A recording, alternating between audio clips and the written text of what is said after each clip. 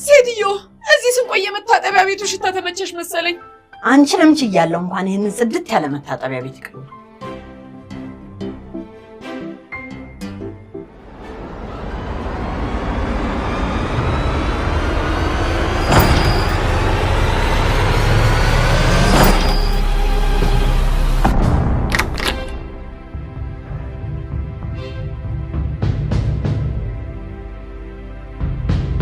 ማን ይቆለፈው?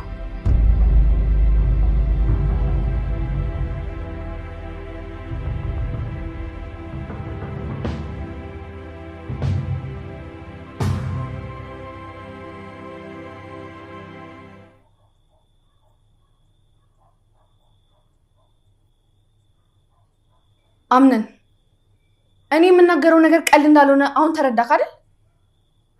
ልክ ነሽ። እኔ ያንን ታደርጋለች ብዬ ስላላሰብኩ። አሁን በደንብ አስብ። ሁሉም ሰው ቦታውን ማወቅ አለበት።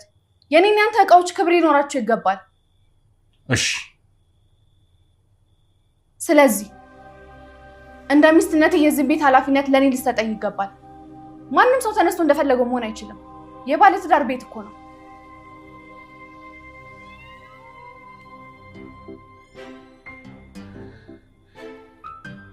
ወይኔ ሚርሲ፣ ከዛች ማትረባ ሴትዮ ጋር አብሬ መታጠቢያ ቤት ውስጥ ልገኝ። ወይኔ